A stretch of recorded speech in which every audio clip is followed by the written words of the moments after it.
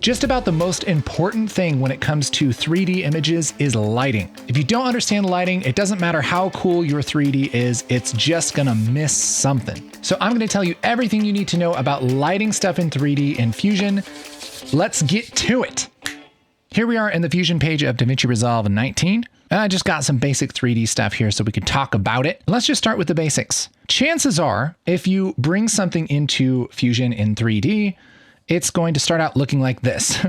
This is my 3D. These are my 3D text. What a piece of junk. And something's wrong. Something's so terribly wrong. That's because there is no definition in between the faces of this 3D here. So to fix that, we can go up to this little white dot and go down to lights.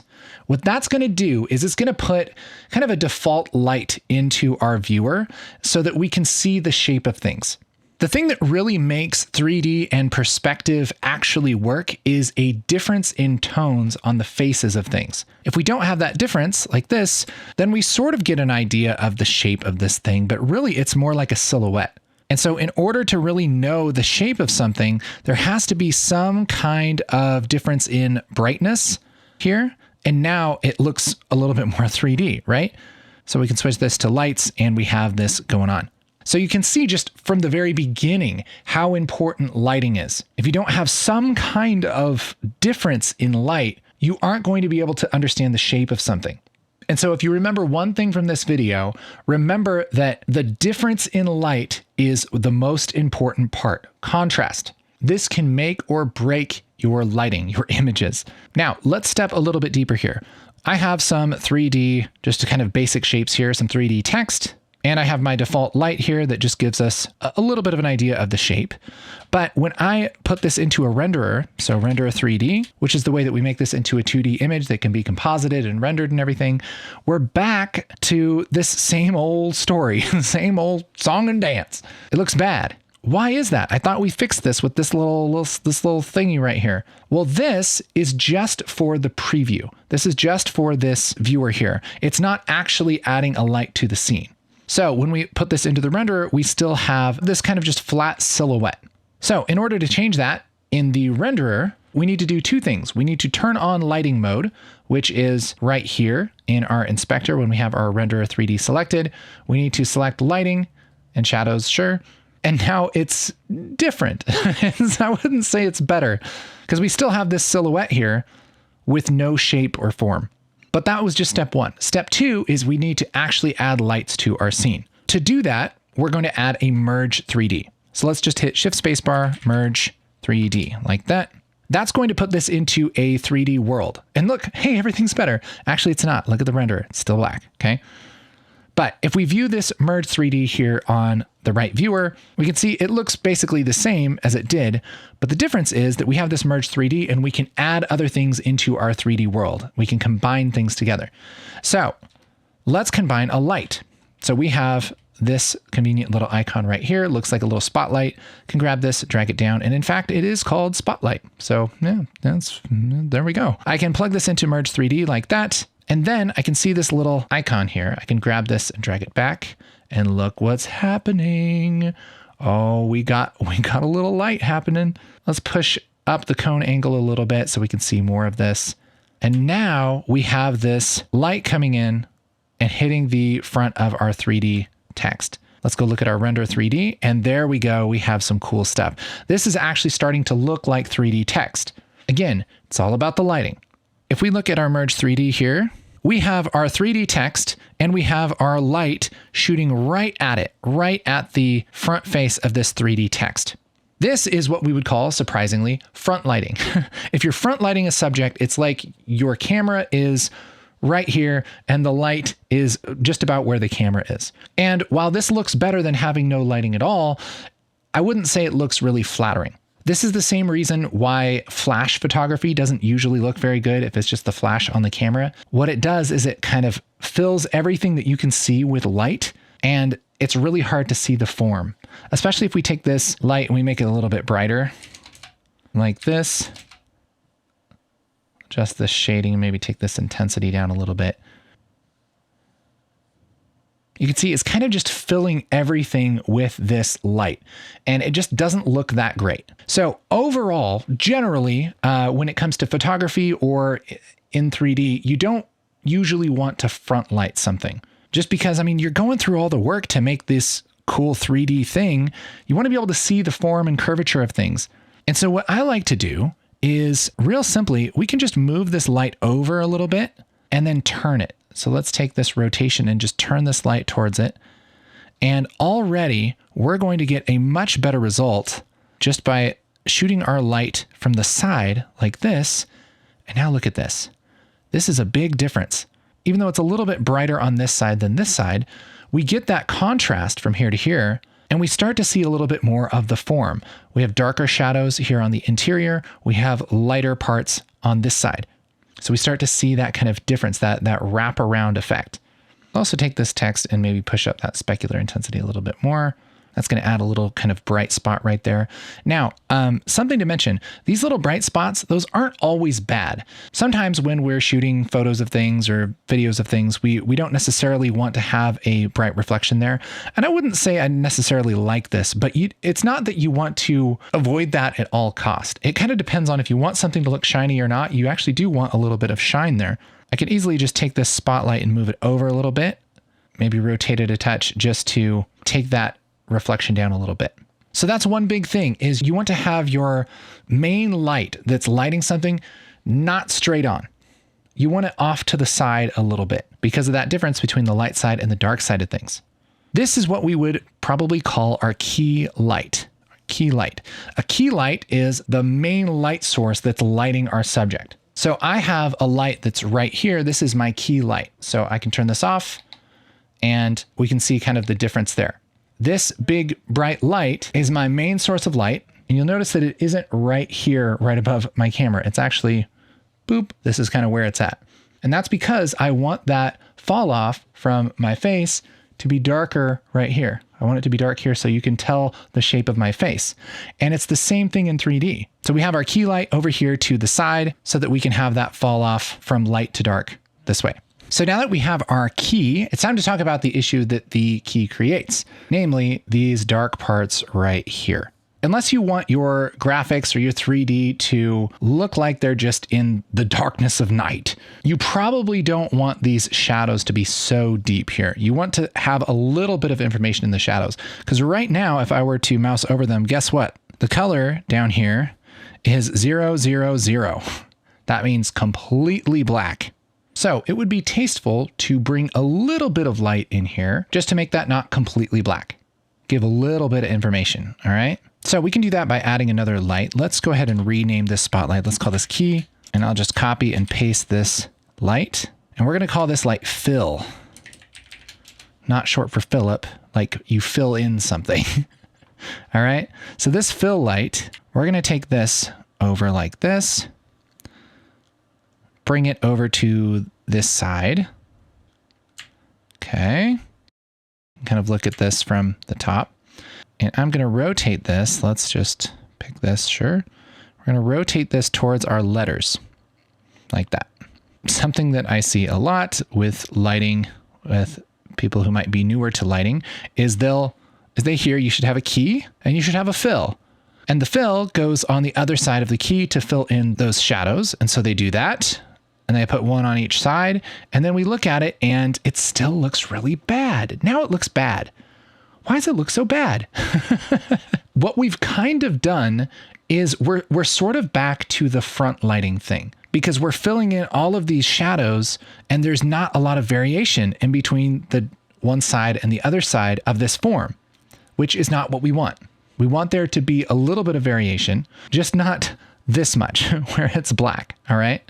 So in general, a fill is on the other side of the key, but still in front of your subject, but it's much weaker than the key. It's much less bright. And so we could take this intensity and we can take that down. Let's just take it all the way down and then just bring it up a little bit. And I'm thinking something maybe like this, to where we don't have it totally black. We're filling in those shadows here. So now we have this nice kind of blue gradation. It's not totally black. We can see into those shadows, but it's still plenty dark. It's a lot darker than this side. For instance, our intensity here is 0.59 and the key's intensity is 2. So this fill is 1/4 of the intensity of the key. Now, I'm not saying that it should always be 1/4 of the intensity, but that's what looks good in this context. So now we have this nice variation between the light side and the dark side, and yet we still have some information here on the inside. That's what gives it this nice kind of realistic look. Because when you render something in 3D, it's pretty common for the renderer to render shadows that are totally black. Whereas in real life, if you take a picture of something, the shadows are almost never black unless it's way underexposed or it's actually at night. The shadows aren't necessarily black. And so we always want to bring those up a little bit just to keep things tasteful. The other thing that I like to do in just about any kind of lighting scenario is I like to have a rim light or a kicker or a backlight. Those are all different names for the same thing. And the idea is that we have a rim of light that kind of hits the edges of things and it brings it out from the background, especially if we're on a background like, I don't know, if we put this on a black background like this, we'll see that this is nice and it's a lot brighter than the background. Even the shadows are brighter than the background. But this edge, especially like right here, the edge just kind of bleeds into the background. It almost looks like the black is like right up against the edge of this 3D. You don't have any clue how far away this is from the background. It flattens it. And again, the point of 3D, we don't want things to be flat. We want it to feel like it's, extending out into some depth, right? And so one way that we can add a little bit of depth here is add a little bit of shine on the edges of things. Now, this is the exact same thing that we've done with my camera here. See, I have this light on the top of my head. We can kind of turn all these off here for a minute. So this is just a light that's hitting the top of my head. It's hitting the top of my chair. And that's just to bring it away from the background a little bit. Without that, you'll see it just feels like there's something missing. It just kind of goes back into the dark parts in my background. And it's just not as cool. Just doesn't look as good. So we add that kicker, that backlight, to kind of bring things away from the background. So how do we do that in 3D? Well, we can take the same kind of light. I'll just grab this key again, copy, paste. We'll call this kicker. And let's put this kicker light into the merge. Right now, this is just going to double the key. Let's move this over. This is our kicker. And I'm just going to put this behind our 3D like this. And it's funny because you wouldn't think that putting something directly behind something that you would actually see the light because it would block all the light. But if you do it just right, you'll be able to see it. So check this out. Look at this 3D when I turn this around here. Let's make sure this is actually going to look at it. Yep. And look at what happens. Look at that difference. We're just adding a little bit of that kicker. Look at how cool that looks. Let's bring this back just a little bit. And now we have a little bit of variation here in the inside of our 3D. Now, depending on the angle of this, that's going to give us kind of different reflections and different rims and everything on here. So I'm going to grab the pivot, actually. I'm going to use a target, and that lets me aim the rotation of this light. If I just reset my rotation like this, then I can move this little thing up and down and make sure that I'm just going to put this right in the middle of our 3D letters here like this, so that this light is always pointing towards it. And then I can move this light around and it's going to always point towards it, right? If I move it up, it's going to tilt it down at the same time. It's really convenient. And so what's nice is I can take this translation and just move this around, and I can look right here at my 3D and I can decide where I want that rim to be. So maybe I'll bring it up because I want to lighten this part right here. So we'll bring this up a little bit, maybe move it back and forth just till I get a good shine. So yeah, there's a nice shine right here. I like this a lot. There's a nice shine right here, nice shine here and here. And so when I have this off, look at that difference. It's like it feels like it doesn't even look that much better with it on, but when it's off, you really miss it. Check that out. That goes from like, oh, that's kind of cool, to dang, that looks sick. I'm telling you, man, the kicker light is the key for it's not the key. The kicker light is the kicker light. It kicks it up a notch. All right. In fact, you can even have multiple kicker lights if you want to add a little bit of fanciness here. So let's do it. Let's make a kicker light, copy, paste, bloop, and let's move this one over. Move this one over. There we go. And then we can get a little bit of rim right here. There, and that adds just a little bit more brightness to it. Takes this away from the background. Can maybe even bring this down. Depends on what we want. That looks really cool too. Adds a little bit. That might be just a little bit intense. So we could take the intensity down. Just adds a little touch. Oh, it's so nice when there's a little touch like that. Oh, it's beautiful. And now our 3D letters look actually 3D. They look so nice. And so here's the difference. Here's the difference. Okay, so let's actually make a key. This one's going to be called the front light. Let's put this in, and we're just going to reset our rotation and everything. And let's turn off our other lights here. Let's bring these down here, Control P, and we'll take our front light and just reset all of that. So here's our 3D with just the front light, which looks okay, but it doesn't look awesome, right? Versus here, now we have that really nice 3D kind of fall off, really nice variation in the right side versus the dark side. We have shadows, we have highlights, all of that. So tasteful. That's what we want. And you can apply this same lighting to anything in 3D. So we're working with our text, but we can also put this on a cube. Let's just rotate this a little bit. Let's just rotate this so we can actually see what's going on. You know, so now we have this nice lighting on our cube. Same thing for our sphere. Now let's change this material, maybe make this kind of a green. And we can get some really cool lighting on this with very minimal tweaks. Has that nice fall off, has some nice highlights and everything. And depending on what you're lighting, you might tweak it a little bit. But the basic principles are the same. We have a key light, we have a fill light, and we have a backlight. This is called 3-point lighting. And not only is this a great way to light stuff in 3D, but also in real life if you're doing videos. If you just learned this concept of 3-point lighting, everything you do will look better. Let's do something really cool. Here I have a really cool model of Optimus Prime, which looks freaking sick. But right here, we have our just camera lighting on him. So the texturing and everything makes him look really cool, but there's not really any lights on him. We just have the camera lighting. If we were to go to scene lighting here with our renderer, there are no lights on him. So let's test out what we've learned so far.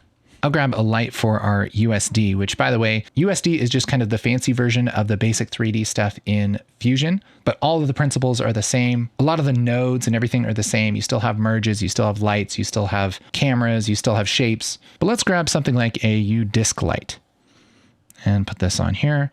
This kind of emulates a physical light with some area on it. So I'll just kind of zoom out here. We can take this disc light and bring this up like this. We'll make sure to turn on our scene lights here. Let's bring up our render, make sure we're on scene. There we go.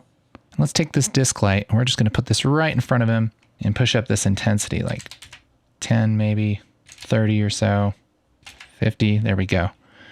So now we're lighting him from the front, which does tend to work because our camera isn't right directly on him here. So let's just reset the camera. There we go. And we'll just zoom him out a little bit. There we go. There's our handsome man. And our light is right in front of him, right above the camera, basically. And the lighting looks cool just because the subject is cool, but we could definitely make it look better. So let's take what we've learned. Let's take this disc light.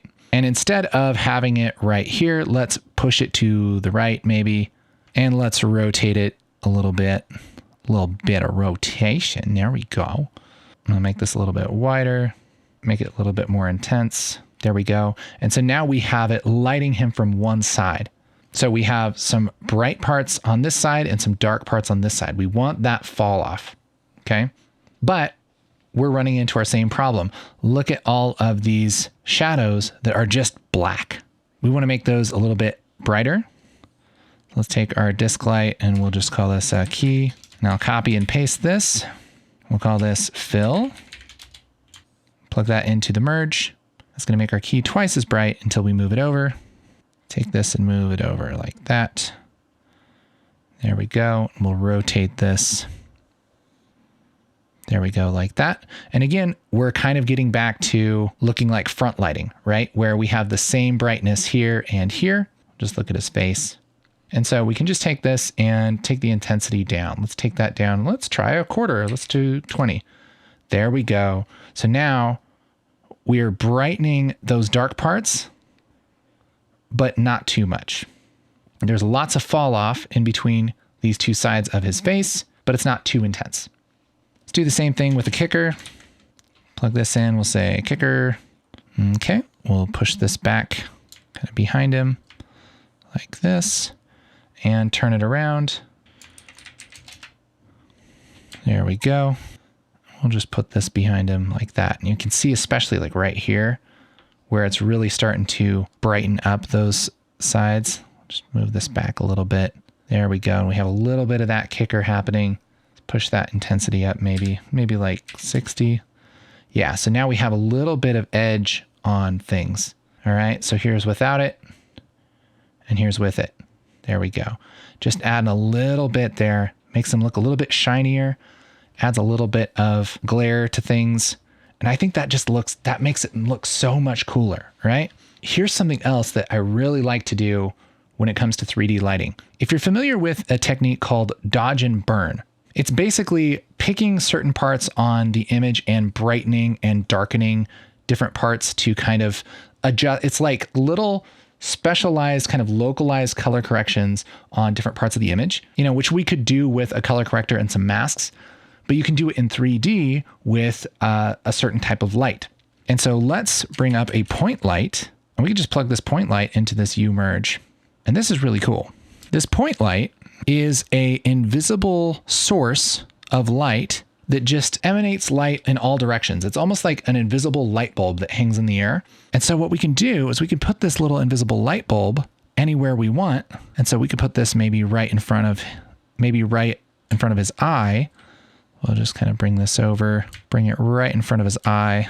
Let's say I'll just kind of put this right here, right in front of his eye, and then we'll make it kind of a cyan. Make this really intense. Actually, I want to turn this decay type to linear. And what that'll do is make it brighter when things are close and then darker when things are farther away, which is actually more realistic.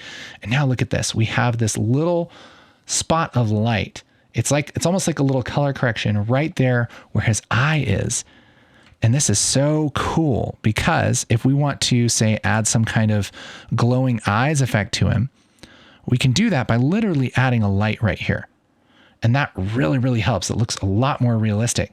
And so this is without it, and this is with it. Look at that difference. It's so cool. It's almost like a 3-dimensional dodge, like a 3-dimensional color correction that just kind of brings things up there because we're just adding a little invisible light there. And we could do this for each of his eyes if we wanted to. I could just copy and paste this and then move this over to be in front of his other eye like that. And now we have this effect where his eyes are lighting up. I love 3D stuff, man. That's so fun. And depending on how crazy we want to get, you can go in and add other little things. If there's a light here, you could add part of this kind of lighting something up. You can add a light there. I could grab another one of these and kind of put it more into like his chest or something.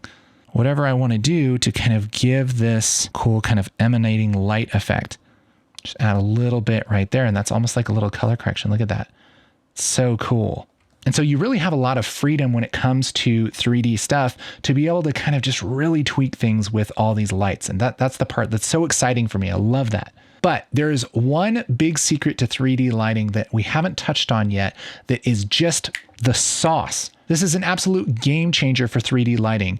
But first, we got to get some jams going. On this channel, we dive deep into making the coolest visuals we can. But anyone who's ever watched anything will tell you that that's only half of the experience. And having amazing music to go along with your amazing visuals helps your project connect with viewers, helps those emotions to hit, and it punches the parts that need to be punchy. That's why we partnered with Licked Music for this video. We don't do a lot of sponsors for this channel, but I'm excited to show you Licked Music because it's the easiest way to get real mainstream music for your videos. videos. It's easy to find, easy to license, and it's actually affordable. They have a huge catalog of tracks that you've actually heard of that can spice up the audio side of your videos, giving them that catchy soundtrack they deserve. All you gotta do is select the song you want, check out, and throw it into your video. Then after you upload the video to YouTube as unlisted, Licked will do all the work of clearing any copyright claims before you publish so you don't get demonetized. And they put together a smoking deal just for you because you're watching this video. All you have to do is click the link in the description to find out what it is. Let's get back to 3D lighting, okay? So we have our awesome Optimus Prime here, but the real sauce to 3D lighting is HDRI lighting. What the heck is that? So I'm going to open up our 3D letters here, and I've just recreated this real quick with just the USD nodes. So just the kind of newer system of working with 3D here in Fusion. We still have the 3-point lighting. We have our text. I'm just running through a U replace material, which just changes this to the USD system material, where I can make this metallic and do all kinds of crazy stuff. And we have the key, the fill, and a kicker, and a camera, but it's set up a lot like our original one was, okay? So let's add some HDRI lighting to this. The way that we do that within Fusion here in the USD system is type U dome light, okay? So this node is amazing. What this does is it lets you take a texture and apply it to the inside of a sphere, and then it uses the brightness of that texture and it uses it as the lighting. So check this out. Let's take this dome light. I'm going to select it, and right here where it says texture file, let's browse. And I'm going to grab a HDR. Just grab this Studio Small and hit open, and we'll plug this into the U merge, and look what happens. Now it gets really bright, which is sort of what we want. But check this out. If I go to U renderer and enable Sky Dome, what this is doing is this is putting that texture in here, and we're using it for the actual lighting. So what I could do is just unhook all of my lights here, and I can rotate this, and that's actually going to change the lighting on my text. To see this a little better, let's go to this replace material and maybe turn this to a little bit more metallic, maybe take down the roughness a little bit. And now as we change this, we can really see the reflection. We can even turn off the Sky Dome here. We can really see what's going on just from this HDRI. And we can see the lighting actually changes when we move that texture around. So this is really the key to getting realistic lighting, because what this does is actually a couple things. Here, let's make this a little bit wider angle camera and move the camera in a touch, something like that. Now when we enable that Sky Dome, we can actually see what's going on. We're mapping this image to the inside of that sphere, and this image actually has, like, it's actually a 360-degree picture of a studio that has lights. And when I mouse over this light and we look down here, we can see that the values are actually brighter than white. And so R, G, and B, this is like 2.03, 1.9, 1.8, versus if I go here, it's like almost black. Here's kind of dark gray. Over here, it's like 70% white. And so it's using this actual bright information to kind of add lights around our 3D subject, which is cool because if we have something that happens to use 3-point lighting, essentially, because look at this, we have a key light and we have a fill light. And I don't know if we have a kicker necessarily. Yeah, we do. We have a kicker right here. And so we can rotate this around to get that 3D lighting effect without having to put those lights in, which is pretty crazy. Now we might also want to do stuff like change the intensity or the exposure of this, play with our material a little bit. And after we tweak it a little bit, we can get some pretty cool results. And there's our lit 3D. Now, sometimes you can add an HDRI to something and the lighting just from that works great. And sometimes you might want to add a little bit more light or kind of, still pop it in a few places. So this one, maybe we'll try our fill, see what that does. Adding a little bit to that side might be helpful. Oftentimes the mixture of your actual 3D lights as well as the dome light is the right solution, especially when it comes to graphics like this. If you're doing 3D that's supposed to kind of mix with the background, things like visual effects and stuff, a lot of the time you can add that dome light and that's going to be, 90% there for the lighting. If your settings are right and you do everything and you tweak it and color correct it and all that stuff. But this can give us a really cool result that, otherwise would be a little bit harsh. But this dome light adds a little bit of that ambient light, that kind of bounce light that would be in an environment, and adds some realism to our 3D. So it's always fun, even when you're doing, text or something, to play around with an HDRI. Now, not all HDRIs are going to be, a 3-point lighting setup.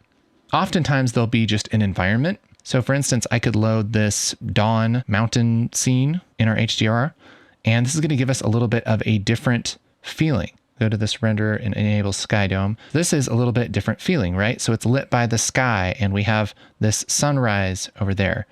And that's going to give us, this different kind of looking 3D, but man, we can kind of move this around and make this look really cool. Turn off that sky dome. And now we have this really cool looking 3D that otherwise would just be fine. Like this is okay, but this looks really, really cool. So we could add a dome light to our Optimus Prime scene here. Bloop. Let's just grab that mountain texture. There we go. Look at that. That just adds a lot to it. I think maybe we'll take this exposure down a touch. Just adds a little bit of that ambient kind of reflection. So here's without it. See how everything's just kind of black? This is adding just a really nice fill to all these places. So all these places that are just pure black. We can turn this on, and now we get the reflections and the ambient light that just kind of bounces into all those cracks. Oh, it looks so much better. Dang it. I'm mad about it. We could take this render and, enable the sky dome, and we have this background now. And we could add a transform to our camera. We can take that transform and rotate it. We can tweak our HDRI and kind of move this around a little bit. Maybe we want to animate our camera a little bit. Maybe at the beginning of our scene, we'll kind of start here-ish. And we have our lighting all set. We have our epic hero.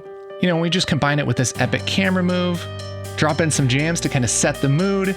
All we need is a dramatic voiceover. This message goes out to all remaining Autobots. We are here. We are waiting.